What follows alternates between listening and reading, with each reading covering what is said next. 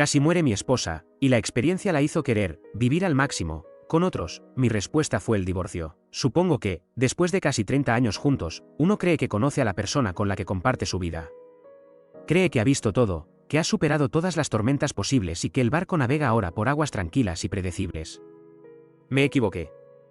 De una forma que nunca, jamás, pude haber anticipado. Tengo finales de los 40. María y yo nos conocimos en la preparatoria. Éramos jóvenes, llenos de sueños y con toda la vida por delante. Nuestra historia de amor no fue de esas de película de Hollywood, con grandes dramas al principio, pero fue sólida. Crecimos juntos, nos apoyamos mutuamente a través de la universidad, de los primeros trabajos, de los desafíos de empezar una vida juntos sin mucho dinero. Como cualquier pareja, tuvimos nuestros problemas, desacuerdos, momentos difíciles, estrés por el trabajo o las finanzas, pero siempre los enfrentamos como un equipo. Nunca hubo secretos importantes, nunca hubo infidelidades, nada que rompiera la confianza fundamental que construimos a lo largo de más de un cuarto de siglo. Tuvimos hijos, 2 maravillosos, que ahora son jóvenes adultos en la universidad. Verlos crecer, convertirse en personas independientes y exitosas, fue una de las mayores alegrías de nuestra vida en común. Teníamos una familia. Teníamos una historia. Teníamos una vida que, a mis ojos, era la definición de un matrimonio exitoso y duradero.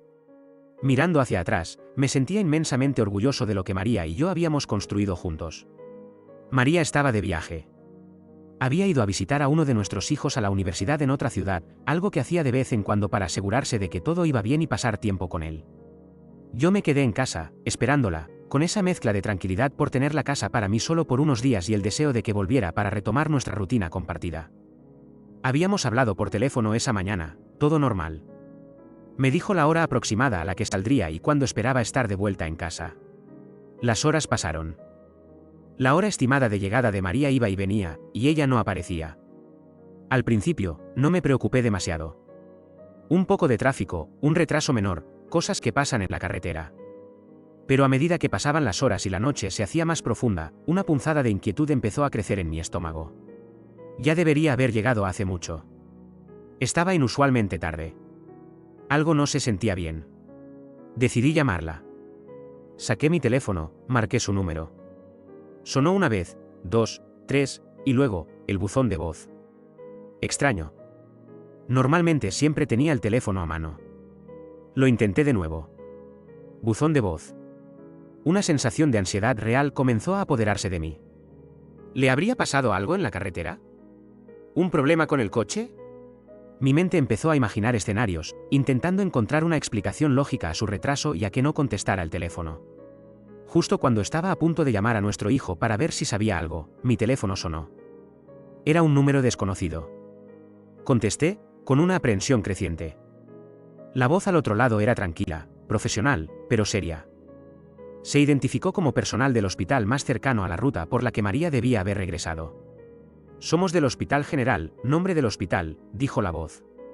Tenemos a una paciente aquí, María, mi apellido.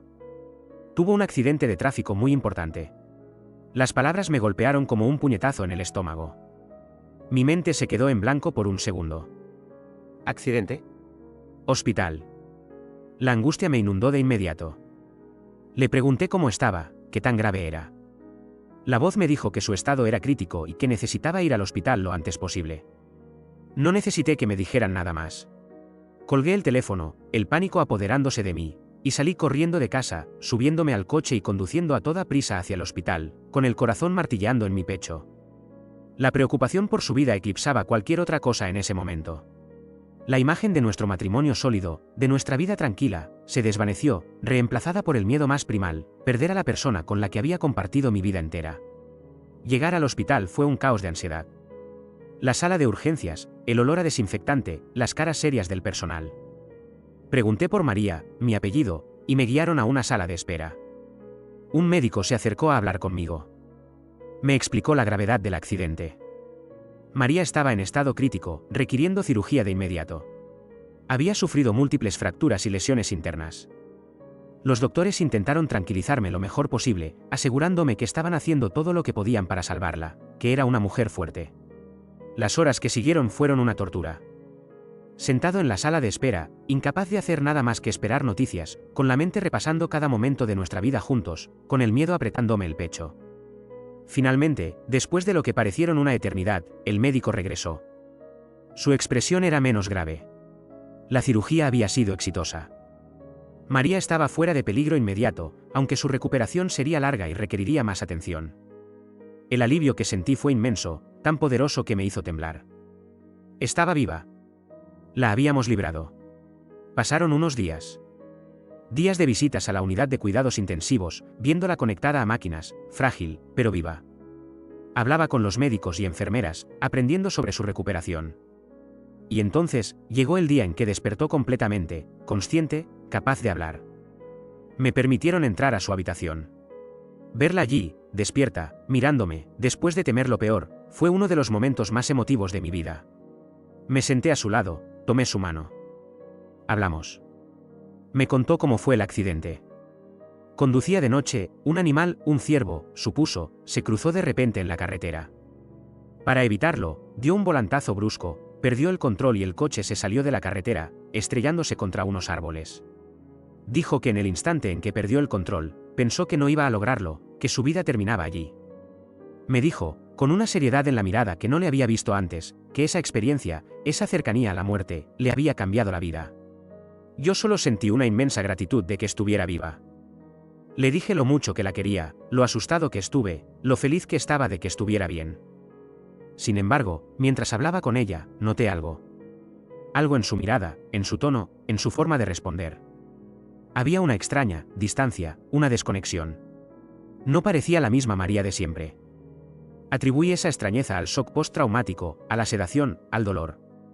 Pensé que era normal después de una experiencia tan traumática. Que necesitaba tiempo para recuperarse, física y mentalmente. Qué equivocado estaba al desestimar esa primera señal. El accidente le había cambiado la vida, sí, pero no de la manera que yo creía. La María que conocía, la compañera de más de 25 años, estaba a punto de revelarme facetas completamente inesperadas y dolorosas de sí misma, facetas que harían que la traición en sí misma pareciera, en comparación, casi una nota al pie. La noticia de que María estaba fuera de peligro trajo una calma relativa después del pánico inicial. Los días en el hospital fueron un periodo de espera y observación, viendo cómo mi esposa, que siempre había sido fuerte y vital, yacía frágil en una cama, recuperándose de las múltiples heridas. Nuestros 2 hijos, enterados del accidente, viajaron de inmediato desde sus universidades para estar con nosotros. Ver su alivio al saber que su madre estaba bien y pasar tiempo juntos en la habitación del hospital, hablando, compartiendo la tensión pasada, fue un recordatorio de la familia que habíamos construido y que casi perdemos. Los hijos hablaron con María, la animaron, compartieron sus propias experiencias con el susto que se llevaron. Ella se mostraba cariñosa con ellos, les agradecía su presencia, pero yo seguía notando esa extraña desconexión en su mirada, esa distancia emocional que no lograba descifrar. Durante las 2 semanas que estuvo hospitalizada, su recuperación física fue progresiva. Los doctores estaban satisfechos con su progreso. Las fracturas empezaban a sanar, las lesiones internas estaban controladas. Yo pasaba la mayor parte del tiempo a su lado, hablando con los médicos, asegurándome de que tuviera todo lo que necesitaba. La apoyaba en sus ejercicios de fisioterapia, intentando animarla, recordarle lo mucho que la quería y lo importante que era para nosotros. Ella agradecía mi apoyo, pero la extrañeza que noté al principio persistía. Sus respuestas eran a menudo breves, su atención parecía divagar, y la chispa habitual en sus ojos parecía haberse atenuado. Seguía pensando que era el trauma del accidente, una reacción normal a haber estado tan cerca de la muerte. Paciencia, me decía a mí mismo, necesita tiempo. Finalmente, llegó el día en que le dieron el alta. Fue un alivio inmenso sacarla del ambiente hospitalario y llevarla de vuelta a casa, a la familiaridad de nuestro hogar. Nuestros hijos se quedaron esas 2 semanas iniciales en casa, ayudando con los cuidados de María y simplemente estando presentes. Su presencia llenó la casa de actividad, conversaciones y risas. Era una distracción bienvenida de la quietud y la tensión que, de otra manera, habría dominado el ambiente. Era una vuelta a la normalidad familiar, aunque la recuperación de María aún era un proceso. Durante esas 2 semanas, seguí notando esa extrañeza en ella, esa distancia, pero la presencia de los chicos y el ajetreo de la casa lo hacían menos evidente, menos inquietante quizás. Era más fácil atribuirlo a la fatiga, a la medicación, a la recuperación. Después de esas 2 semanas, nuestros hijos tuvieron que regresar a sus universidades para retomar sus estudios. La casa se quedó en silencio de nuevo. Éramos solo María y yo. Su recuperación física estaba yendo bien, podía moverse con más facilidad, el dolor disminuía. Era el momento perfecto, pensé, para reconectar, para dejar atrás el susto del accidente y volver a ser nosotros. Me dediqué a cuidarla, a mimarla, a pasar tiempo con ella, a intentar revivir la cercanía que siempre habíamos tenido. Leía con ella, veíamos películas, le preparaba sus comidas favoritas. Quería demostrarle que estaba ahí para ella, no solo en la crisis, sino en la recuperación, y que ansiaba volver a nuestra vida normal, a nuestra intimidad. Pero por mucho que lo intentara, la distancia persistía. Seguía notándola extraña. Se veía perdida en sus pensamientos, ausente. Mis intentos de conversar en profundidad a menudo terminaban en respuestas monosilábicas o en un cambio de tema. No era la María vibrante y comprometida que yo conocía. Era como si una parte de ella se hubiera quedado en ese momento del accidente, suspendida en el limbo entre la vida y la muerte, y no hubiera regresado del todo. Después de una semana de esta dinámica, mi frustración y mi preocupación me impulsaron a hablar directamente. No podía seguir ignorando esa distancia. Un día, mientras estábamos sentados juntos, le tomé la mano y le pregunté, con toda la delicadeza posible, María, cariño, ¿estás bien de verdad? Sé que pasaste por mucho, pero pareces distante. ¿Es el dolor? ¿Es el miedo? ¿Hay algo que te preocupe? Sabes que puedes hablar conmigo de lo que sea. Le rogué con la mirada que se abriera, que me permitiera ayudarla a cargar con lo que fuera que la estaba pesando. Su respuesta fue evasiva. Retiró un poco la mano. Evitó mi mirada. Estoy bien, Robert, dijo, su voz plana. Solo estoy pensando. Estoy normal. Pero no estaba normal. Estaba claro que algo importante estaba pasando dentro de ella, y su negativa a compartirlo conmigo, a confiar en mí como siempre lo había hecho, me dolía y me preocupaba profundamente. Esta situación se prolongó durante otra semana. La tensión en la casa era palpable, una quietud incómoda llena de preguntas no formuladas y respuestas esquivas. Y entonces, una tarde, rompió el silencio de una manera que no esperaba. No fue una respuesta a mi insistencia. Fue una decisión suya de hablar, una señal de que había llegado a una conclusión o una revelación personal. Se sentó a mi lado, su expresión seria, y dijo, Robert, tenemos que hablar. Sobre el accidente. Y sobre lo que significa.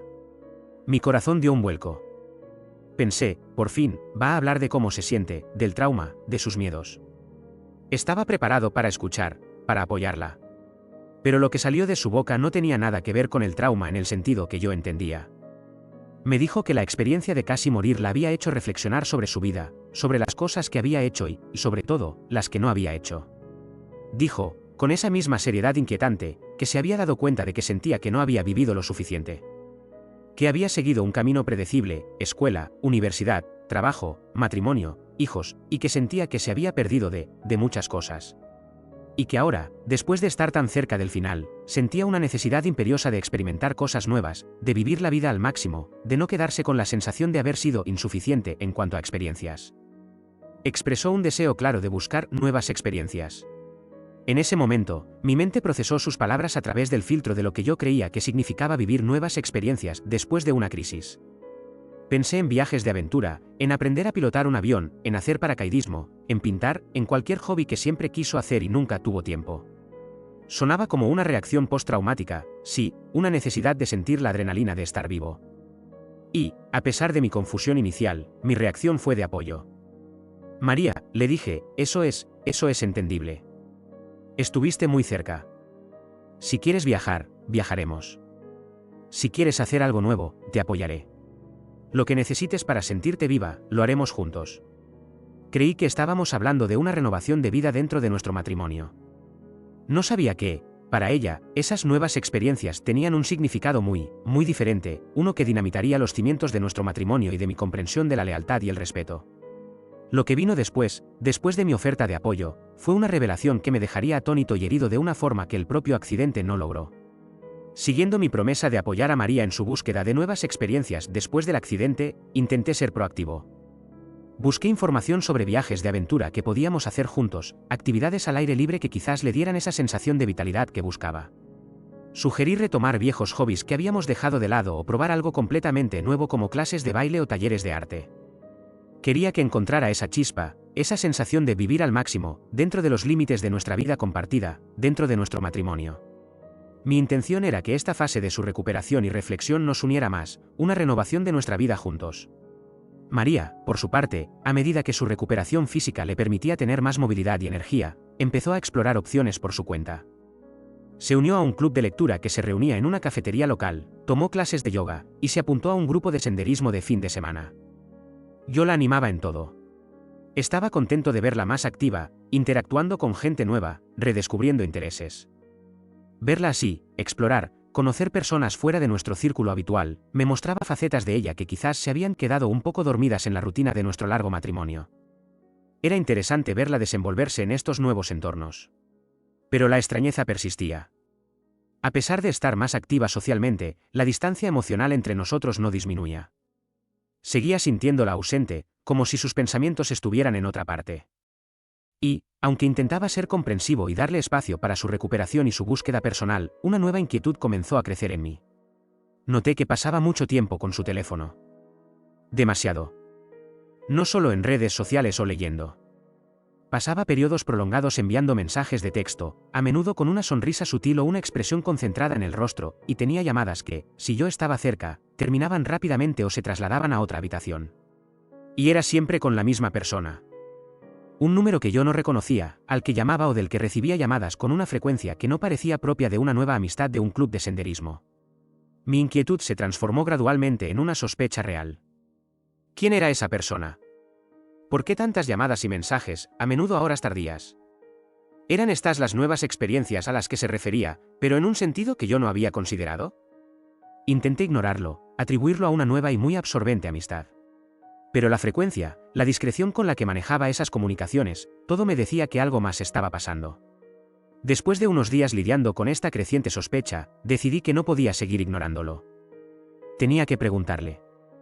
Una tarde, cuando estábamos solos, le pregunté directamente sobre las llamadas y los mensajes, sobre esa persona con la que hablaba tanto. Mi tono no fue acusatorio, solo pregunté con preocupación genuina y el deseo de entender qué estaba pasando en su vida, con quien compartía ahora su tiempo y sus pensamientos de esa manera. Mi pregunta, aunque formulada con cuidado, pareció ser el detonante. La extrañeza en su rostro dio paso a una seriedad que me hizo sentir que la conversación anterior sobre las nuevas experiencias había sido solo el preludio. Me pidió que nos sentáramos, que teníamos que hablar, con el mismo tono grave que usó cuando me habló por primera vez de cómo el accidente le había cambiado la vida. Y entonces, la verdad salió a la luz. Una verdad que me golpeó con una fuerza devastadora, que hizo que la inquietud, la sospecha y la extrañeza se convirtieran en un dolor agudo y una incredulidad absoluta. Me dijo, con una calma que contrastaba con mi creciente horror, que cuando hablaba de querer nuevas experiencias, no se refería a hobbies o viajes. Se refería a explorar la intimidad con otros hombres. A querer experimentar lo que era estar con alguien más que yo. Intentó justificarlo, su voz teñida de una extraña mezcla de autocompasión y determinación. Dijo que después del accidente, se dio cuenta de que había pasado casi toda su vida adulta, desde que éramos muy jóvenes, solo conmigo. Que sentía que se había perdido de una parte fundamental de la experiencia humana, de explorar la conexión física y emocional con diferentes personas. Que quería vivir esas experiencias ahora, antes de que fuera demasiado tarde, antes de quedarse con la sensación de no haber vivido lo suficiente. Me pidió que lo entendiera, que el accidente le había abierto los ojos a la necesidad de vivir la vida al máximo, y que para ella, eso incluía explorar su sexualidad de una manera que nuestro matrimonio monógamo no le permitía. Me quedé en shock. Atónito. La idea era tan ajena a nuestra relación, a nuestros más de 25 años de compromiso y lealtad mutua, que mi mente se resistía a procesarla. ¿Experimentar? ¿Con otros hombres? ¿Después de casi 30 años de matrimonio? Sentí una rabia helada, un dolor inmenso. La miré a la pared, incapaz de mantener el contacto visual, sintiendo que el mundo se derrumbaba a mi alrededor. Vivir al máximo, logré decir, mi voz tensa. ¿Para ti, vivir al máximo significa traicionar nuestro matrimonio? ¿Romper todos nuestros votos, toda nuestra historia? Intenté argumentar, refutar su retorcida definición de vivir la vida y experiencias. Le recordé lo que habíamos construido, la familia, la confianza. Pero ella fue firme. Fríamente firme. Me dijo que no iba a negociar sobre esto. Que había tomado una decisión. Que necesitaba hacer esto por ella misma. Y entonces, soltó la parte de la conversación que sellaría mi destino y dinamitaría por completo cualquier esperanza de salvar nuestro matrimonio tal como yo lo conocía. Me anunció, con esa misma calma desarmante, su plan. Había estado hablando con alguien, supuse que la persona de las llamadas, y iba a tener su primera experiencia íntima con él. Me dijo que iba a pasar un fin de semana con este otro hombre, explorando esa conexión que sentía que le faltaba. Usó eufemismos, sí, pero el significado era horriblemente claro. Y lo más increíble, lo que demostró la profundidad de su desconexión con la realidad de un matrimonio, fue lo que pidió después de anunciar su plan de infidelidad: necesito que entiendas mi perspectiva, Robert. Que entiendas por qué necesito hacer esto. Y luego, la petición que desafió toda lógica de compromiso: pero quiero que sepas que cuando vuelva el domingo, sigo siendo tu esposa. Esto no cambia lo que somos. Me quedé allí, en mi propia casa, escuchando a mi esposa planear abiertamente su primera infidelidad, justificada por una búsqueda personal post-accidente, pidiendo mi comprensión y esperando que nuestro matrimonio continuara intacto después de que ella rompiera el voto más fundamental. Tenía 2 días. 2 días hasta que ella se fuera a pasar un fin de semana con otro hombre. 2 días para procesar el shock, el dolor, la rabia, la confusión y la devastación de una traición anunciada, una traición que, según ella, yo debía aceptar en nombre de sus nuevas experiencias y su necesidad de no sentirse insuficiente. Mi mundo se había vuelto irreconocible, y no tenía idea de cómo reaccionar ante la surrealista y dolorosa realidad que se había impuesto en mi vida. Los 2 días que siguieron a la confesión de María y su anuncio de que se iría un fin de semana con otro hombre fueron los más irreales y dolorosos de mi vida. Estaba en un estado de shock constante. Caminaba por la casa en una niebla de incredulidad, mi mente incapaz de procesar completamente lo que había sucedido. La mujer con la que había compartido más de la mitad de mi vida, la madre de mis hijos, mi compañera, me había dicho fríamente que iba a tener una aventura y que yo debía entenderlo y esperarla como si nada. La conversación no se repitió, ella pareció tomar mi silencio atónito como una forma de asentimiento o, al menos, de no oposición activa. Se movía por la casa con una extraña determinación, preparando su maleta para el viaje, como si estuviera haciendo algo completamente normal. Verla hacer eso, sabiendo a dónde iba y con quién, fue una tortura silenciosa. Intenté hablar con ella una vez más, antes de que se fuera, suplicarle que no lo hiciera, recordarle todo lo que teníamos. Pero sus respuestas fueron evasivas, se cerró de nuevo, diciendo que necesitaba hacer esto. Y entonces, se fue. La vi salir por la puerta, maleta en mano, con esa misma expresión extraña y distante que había notado desde el accidente. Me dio un beso rápido en la mejilla, un gesto que sentí como la burla más cruel, y dijo un vuelvo el domingo. Y se fue. Me quedé parado en el pasillo, escuchando el sonido de su coche alejándose, mi corazón martilleando contra mis costillas. Recuerda, para más historias como esta suscríbete, dale like y activa la campanita. Continuemos. Una vez que el coche desapareció del oído, la fachada que había mantenido durante 2 días se derrumbó por completo. La rabia, el dolor, la humillación, la profunda e indescriptible sensación de traición me golpearon con la fuerza de un huracán. Caí de rodillas, sollozando incontrolablemente. Las lágrimas brotaron a raudales, un lamento desgarrador por el matrimonio que creí tener, por la persona que pensé que conocía, por la vida que se estaba desmoronando a mi alrededor. Estaba solo en la casa que construimos juntos, mientras ella estaba con otro hombre. El dolor era físico, una opresión en el pecho que me impedía respirar. En medio de mi desesperación, en la peor hora de mi vida, supe que necesitaba a alguien. Alguien que me entendiera, que conociera a María, que supiera la historia de nuestro matrimonio. Mi mente se dirigió a John, mi mejor amigo desde la infancia. John conocía a María casi tanto tiempo como yo. Habíamos compartido innumerables momentos a lo largo de los años, él había estado en nuestra boda, conocía a nuestros hijos. Era la única persona con la que podía hablar de esto, con la certeza de que me creería y me apoyaría. Con manos temblorosas, marqué su número. Mi voz era un desastre de sollozos y palabras entrecortadas al intentar explicarle que algo terrible había pasado, que necesitaba que viniera. John llegó en menos de 1 hora. Entró en la casa y su rostro se descompuso al verme en ese estado. Nunca me había visto así. Me encontró sentado en el suelo de la sala, con la cara en las manos, rodeado por el silencio de la casa vacía. Se sentó a mi lado, me puso una mano en el hombro. ¿Robert? Por Dios, ¿qué pasó? ¿Es María? Está bien. Con dificultad, entre sollozos, le conté todo. Desde el accidente, su recuperación, su extrañeza, la conversación sobre las nuevas experiencias, hasta la horrible revelación de que quería estar con otro hombre, su justificación, su plan para el fin de semana, y el hecho de que se había ido hacía solo unas horas. Le conté su surrealista petición de que la entendiera y la esperara como su esposo. Le conté el dolor y la confusión que sentía, la sensación de que la persona que amaba se había vuelto una extraña, capaz de una crueldad impensable. John me escuchó en silencio, su rostro reflejando conmoción y una creciente indignación. Cuando terminé de hablar, hubo un largo silencio. Podía ver que estaba luchando por procesar lo que acababa de escuchar. Robert, no puedo creerlo, dijo finalmente, su voz baja. ¿María, la vieja María? ¿Capaz de algo así?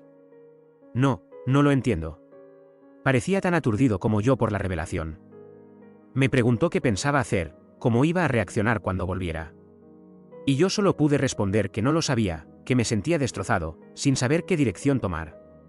John se sentó conmigo un rato más, intentando calmarme, ofreciéndome palabras de apoyo, asegurándome que no estaba solo, que él estaría ahí para mí. Y entonces, en un momento de confidencialidad, decidió compartir algo de su propia historia matrimonial, algo que nunca me había contado en detalle, sintiendo quizás que mi situación le obligaba a ser honesto. Me habló de su divorcio, años atrás. Yo sabía que se habían divorciado, claro, pero siempre pensé que era por diferencias irreconciliables, la explicación genérica que la gente da. Me contó la verdadera razón. No fue una infidelidad física, no en el sentido tradicional. Fue lo que él llamó una infidelidad emocional. Me contó que su exesposa había estado manteniendo una relación muy cercana y prolongada con otro hombre, no física, pero sí emocionalmente íntima. Hablaban constantemente, compartían detalles personales de sus vidas, de su matrimonio. Él descubrió las comunicaciones, conversaciones que mostraban una conexión emocional profunda que su esposa compartía con ese otro hombre, no con él, su esposo.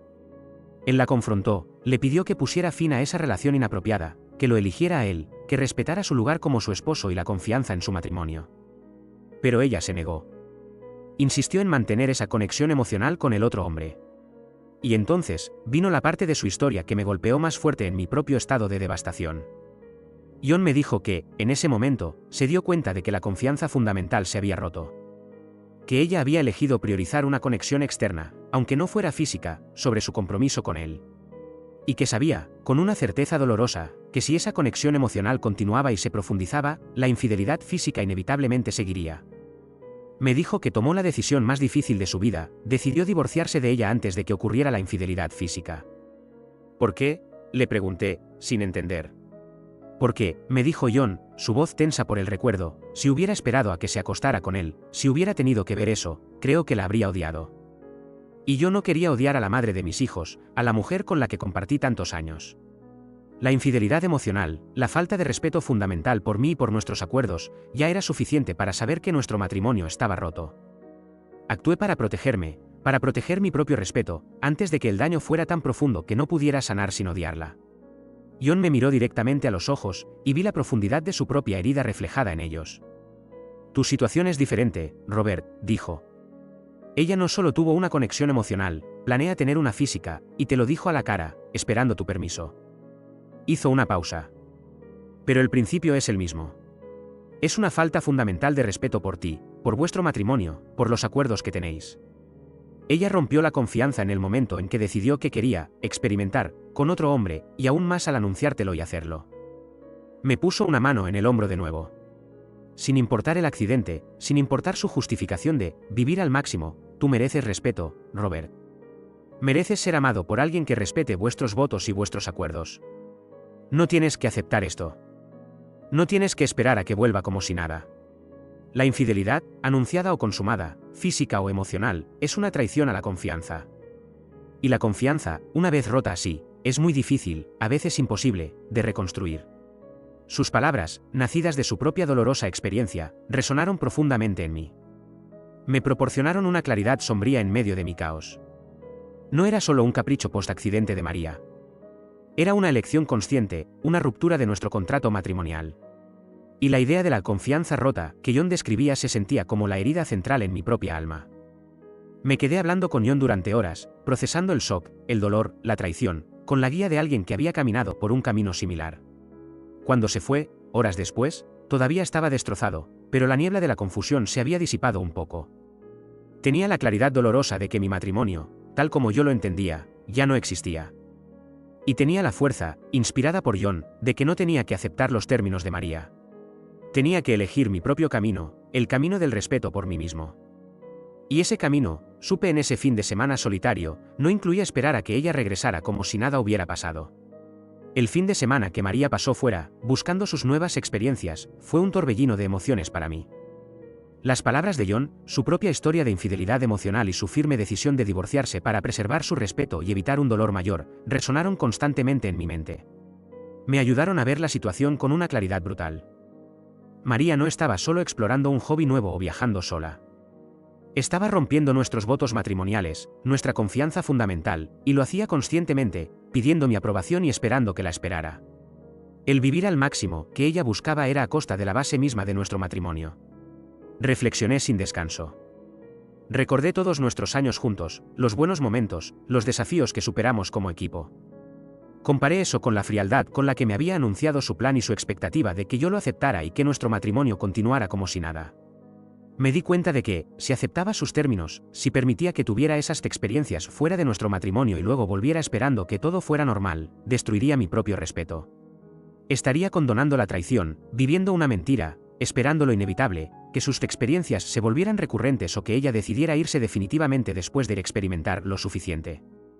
John tenía razón. La confianza se había roto. Y una vez rota de esa manera, basada en una elección consciente de ella, era casi imposible de reparar. La decisión, aunque dolorosa después de casi 30 años, se volvió clara: no podía aceptar esto. No podía seguir casado con alguien que no respetaba nuestros acuerdos fundamentales y que buscaba la intimidad fuera de nuestro matrimonio. La decisión estaba tomada: me divorciaría. Durante ese fin de semana, además de reflexionar, empecé a tomar medidas prácticas. Contacté a un abogado, uno diferente al de la vez anterior, un especialista en divorcios complejos después de matrimonios largos. Le expliqué la situación, omitiendo quizás los detalles más crudos de mi dolor, pero dejando clara la intención de María y mi deseo de poner fin al matrimonio basándome en su infidelidad y la ruptura de confianza. Le pedí que preparara los papeles para un divorcio. Crucialmente, le pedí que fuera un divorcio justo en términos de bienes. No quería despojarla por venganza, al menos no inicialmente en mi plan. Queríamos una división equitativa de lo que habíamos construido juntos, reconociendo que ambos habíamos contribuido durante décadas. Mi objetivo principal no era arruinarla financieramente, sino poner fin al matrimonio basado en principios y autorrespeto. El domingo, María regresó a casa. La escuché entrar. Había una energía en ella que no le veía desde antes del accidente, una vitalidad renovada. Entró en la sala con una sonrisa brillante, con ese brillo en los ojos que le faltaba. Se acercó a mí, pareciendo expectante, quizás ansiosa por ver cómo reaccionaría, pero también, supongo, esperando que todo volviera a la normalidad como ella había planeado. Intentó besarme, un intento de afecto conyugal que, para mí, después de lo que sabía y de lo que había pasado ese fin de semana, resultaba repulsivo. Di un paso atrás. Evité su intento de beso, manteniendo una distancia física clara. Mi rostro no mostró rabia, ni siquiera tristeza extrema en ese momento. Solo una calma fría y una determinación que debió sorprenderla. Robert, dijo, su sonrisa vacilando, reemplazada por confusión. Llegué a casa. ¿Estás bien? Supuse que pensaba que estaba enojado por el fin de semana y que se me pasaría en un día o dos, como quizás habría sucedido con desacuerdos menores en el pasado. No respondí a su pregunta. Durante la semana siguiente, mantuve mi distancia emocional y física. Dormíamos en habitaciones separadas, él tenía un sofá-cama en el despacho. Nuestras interacciones eran mínimas y frías, limitadas a lo estrictamente necesario. Evitaba pasar tiempo a solas con ella. Cuando intentaba hablar, le daba respuestas cortas o me excusaba diciendo que estaba ocupado. Me distraía con el trabajo, pasaba tiempo con John o simplemente salía de casa. Sabía que necesitaba tiempo para que mi abogado preparara los papeles y para que yo pudiera entregar la noticia de la forma más controlada posible. Mientras tanto, ella parecía frustrada por mi persistente frialdad, sin entender la profundidad de mi decisión. Quizás pensaba que estaba haciéndome el difícil antes de aceptar su nueva realidad matrimonial. Después de una semana de esta tensa coexistencia, María intentó forzar una conversación. Me invitó a cenar, intentando recrear una escena de normalidad. Acepté, sabiendo que este sería el momento de la verdad. La cena transcurrió con una conversación superficial y forzada. Al terminar, cuando estábamos de vuelta en la sala, ella tomó la iniciativa. Respiró hondo y con un tono que intentaba ser serio pero sonaba exploratorio, supongo, empezó a hablar. Robert, comenzó, necesito que hablemos de lo que pasó el fin de semana. Mi corazón dio un vuelco, pero mantuve mi compostura. Y necesito que entiendas que esto es una necesidad para mí. Es parte de vivir estas nuevas experiencias. Y quiero seguir explorando esto. Usó eufemismos de nuevo, hablando de seguir viendo a esta persona o continuar con estas experiencias, pero el significado era inequívoco: quería seguir teniendo relaciones íntimas fuera de nuestro matrimonio, con mi conocimiento y supuesta aceptación. Probablemente esperaba una negociación, un acuerdo, quizás incluso ofrecerme la misma libertad. Ella, en su mente, estaba abriendo el matrimonio a un nuevo paradigma que le permitiría vivir al máximo sin terminar la relación conmigo. Se sentó frente a mí, con esa expresión seria y expectante, esperando mi respuesta, esperando que finalmente entendiera y aceptara los términos de su nueva vida. Pero yo no tenía intención de negociar. Tenía los papeles del divorcio preparados y la claridad mental que John me había ayudado a encontrar. Era el momento de poner fin a esta farsa y de reafirmar mis propios límites y mi respeto. Mi respuesta la dejaría en shock y pondría punto final a la pretensión de que nuestro matrimonio podría sobrevivir a su búsqueda egoísta de experiencias. María terminó de hablar, con esa extraña mezcla de determinación y expectativa en el rostro, esperando mi respuesta, esperando que yo, de alguna manera, aceptara su plan de tener experiencias íntimas fuera de nuestro matrimonio y luego seguir como si nada. El silencio en la sala era denso, cargado con el peso de casi 30 años de historia y la propuesta de una traición inminente. La calma que me había inculcado la conversación con John y mi propia reflexión se mantuvo. No iba a gritar, no iba a rogar, no iba a negociar los términos de su infidelidad. En lugar de responder con palabras a su propuesta, saqué los papeles de mi maletín. Los que mi abogado había preparado. Los coloqué cuidadosamente sobre la mesa de centro, entre nosotros. Ella los miró, confundida al principio, luego sus ojos se abrieron con incredulidad al reconocer lo que eran. «Robert, ¿qué es esto?», preguntó, su voz subiendo de tono. La miré directamente a los ojos, con una firmeza tranquila. «Esto, María», dije, mi voz clara y sin titubeos, «son papeles de divorcio. Me divorcio de ti». La conmoción la paralizó por un segundo, luego estalló en una mezcla de rabia y desesperación. «¿Divorcio? ¿Por qué? ¿Por esto? Pero si solo quiero vivir experiencias. Por el accidente. No te estoy dejando. Solo quiero experimentar. No puedes hacerme esto». Gritaba, completamente en shock por mi reacción, que obviamente no era la que esperaba. Intentó justificarlo de nuevo, culpando al accidente, a su necesidad de vivir al máximo. Mantuve la calma, negándome a ser arrastrado a su histeria. «Me divorcio de ti, María», repetí, «porque en un matrimonio, se necesita respeto y confianza. Tenemos acuerdos, tácitos y explícitos. Fidelidad. Respeto mutuo. Tú has decidido que quieres romper esos acuerdos, que necesitas experimentar la intimidad con otros hombres. Y no solo lo has decidido, me lo has anunciado y has planeado hacerlo, esperando que yo lo acepte». Miré los papeles del divorcio. «Yo no acepto eso, María. Mis acuerdos no son negociables. Mi respeto por mí mismo no es negociable. No voy a estar en un matrimonio donde mi pareja busca intimidad fuera de él y espera mi comprensión. Esa no es la definición de matrimonio que yo tengo. Has roto la confianza.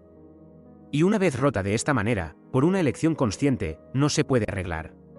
Intentó argumentar, decir que no entendía, que esto era por el accidente. «Puedes tener las experiencias que quieras, María», le dije, mi voz adquiriendo un filo de acero. «Puedes explorar la intimidad con quien quieras, cuando quieras. Incluso durante la semana si te apetece. Pero no vas a hacerlo como mi esposa. Vas a hacerlo como una mujer divorciada». No me quedé a discutir más. Dejé los papeles en la mesa, recogí una maleta que ya había preparado discretamente y salí de la casa. Me dirigí a un pequeño apartamento que había alquilado temporalmente, convenientemente ubicado cerca del lugar de John. Era el principio del fin de casi 30 años. Una vez fuera, las llamadas no tardaron en llegar. María llamaba sin parar, furiosa, llorando, sin entender mi crueldad. Y luego, mis hijos. Llamaron, preocupados, confundidos. «Papá, ¿qué está pasando? Mamá dice que te fuiste, que te vas a divorciar». «¿Por qué?» «Es por el accidente de mamá». Estaban angustiados, intentando comprender la magnitud de lo que ocurría, especialmente después de haber estado a punto de perder a su madre. Tomé una decisión difícil pero necesaria. Les debía la verdad. No una verdad edulcorada, sino la razón real detrás del fin de nuestro matrimonio. Con voz tranquila, les expliqué, lo mejor que pude, la situación. Les hablé de cómo el accidente hizo reflexionar a su madre, de su deseo de nuevas experiencias, y de cómo esas experiencias significaban querer explorar la intimidad con otros hombres. Les dije que ella me lo había anunciado, pidiendo mi comprensión, pero que yo no podía aceptar eso. Que en un matrimonio, la lealtad y el respeto mutuo eran fundamentales, y que ella había roto ese pilar. Les dije que la amaba, que amaba a su madre, pero que no podía seguir casado con alguien que no respetaba los votos y acuerdos que hicimos. Mis hijos se quedaron en shock. No sabían que su madre había estado lidiando con esos pensamientos, o que había llegado a ese punto. Se molestaron con ella por no haber sido completamente honesta con ellos, por haberles ocultado la verdadera razón de la crisis. Y, crucialmente, entendieron mi postura. Vieron que yo no estaba actuando por despecho o crueldad sin sentido, sino por principios, por respeto a mí mismo y al matrimonio que yo creía que ambos defendíamos. Empezaron a apoyarme, a estar de mi lado en esta difícil situación. Poco después, María me llamó furiosa por haber metido a los niños en nuestros asuntos, por contarles detalles privados de su vida. Le respondí que no eran nuestros asuntos privados cuando afectaban la base misma de su familia, y que ellos merecían saber la verdad de su padre. El proceso de divorcio continuó. María intentó victimizarse ante nuestro círculo social, culpando al accidente por su confusión y pintándome a mí como el esposo insensible que la abandonó después de un trauma. Pero yo, y ahora mis hijos y John, contrarrestábamos su narrativa contando la verdad de su plan de nuevas experiencias fuera del matrimonio y mi decisión de no aceptarlo. La mayoría de la gente, al enterarse de los detalles, me apoyó. Algunos pocos, quizás menos sorprendidos por su comportamiento o más comprensivos con su crisis post-accidente, la apoyaron a ella, pero la balanza se inclinó firmemente a mi favor en la opinión pública. El proceso incluyó sesiones de consejería matrimonial obligatoria, un último intento del sistema legal por ver si había reconciliación posible. María, en esas sesiones, mantenía su postura de víctima, hablaba de su necesidad de vivir plenamente después del accidente, de las experiencias que sentía que le faltaban. En un momento de desesperación, incluso llegó a sugerir que, si ese era el problema, yo también podía explorar conexiones con otras personas si lo deseaba, esperando que una especie de matrimonio abierto salvara la relación. En esas sesiones, con la calma que solo la claridad mental y el apoyo de John podían dar, refuté su visión. Expliqué cómo me sentí cuando me dijo su plan, la ruptura de confianza que eso significó. Expliqué que las experiencias que uno busca en la vida, si se desea experimentar la intimidad con una pareja, deben ser dentro de la relación, exploradas juntos, no buscadas fuera de los acuerdos conyugales esperando la aprobación del otro. Reiteré que la confianza, una vez rota así, era irreparable. El proceso finalmente concluyó. Los papeles se firmaron. Después de casi 30 años, mi matrimonio con María había terminado oficialmente. En un último intento por llegar a mí, me envió un mensaje. Quería hablar, cerrar bien. Acepté, sabiendo que era la última vez. La encontré en un lugar público. Le di mi último monólogo, no con rabia, sino con una profunda y final resignación. María, dije, siempre serás la madre de mis hijos. Compartimos casi 30 años de vida, construimos una familia. Eso es innegable, y siempre pensaré en eso. Hice una pausa. Pero tú tomaste una decisión. Elegiste buscar tus experiencias fuera de nuestro matrimonio, sabiendo lo que eso significaba, y esperando que yo lo aceptara. La miré a los ojos, por última vez como ex esposo. Disfrutaste de tus experiencias, dije, refiriéndome a su fin de semana, y supongo, a cualquier otra cosa que haya pasado después. Pero eso tuvo un precio. Y el precio fue el fin de nuestro matrimonio. No podíamos seguir así, habría sido una relación vacía, tóxica. Le deseé lo mejor, sinceramente, pero desde la distancia inquebrantable de dos vidas que ya no estaban unidas. No había vuelta atrás. La historia terminó para mí en ese momento. Me mudé a un nuevo hogar, construyendo una nueva vida. Mis hijos me apoyaron, mi relación con ellos se fortaleció. John estuvo allí, un amigo leal hasta el final. Unos meses después, fui a visitarlo a su ciudad, jugamos golf, hablamos de la vida. Me recordó que el divorcio no es el final, sino una nueva oportunidad. Que merezco encontrar a alguien que me ame y me respete por quien soy y por los acuerdos que valore.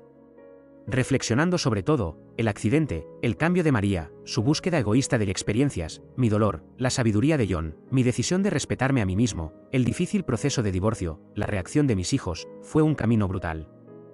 Pero me enseñó que la integridad y el respeto propios son fundamentales. Que incluso los matrimonios más largos pueden romperse si la confianza se quiebra fundamentalmente. Y que no tienes que aceptar las condiciones de nadie si van en contra de tus valores. María eligió su camino de experiencias, y yo elegí el mío, el de la autopreservación y el respeto. Y aunque doloroso, el final me dejó en un lugar de paz, listo para un futuro que, aunque diferente al que planeé, era mío, construido sobre una base de verdad y autorrespeto. Y quizás, como dijo John, listo para encontrar a alguien que valore eso tanto como yo.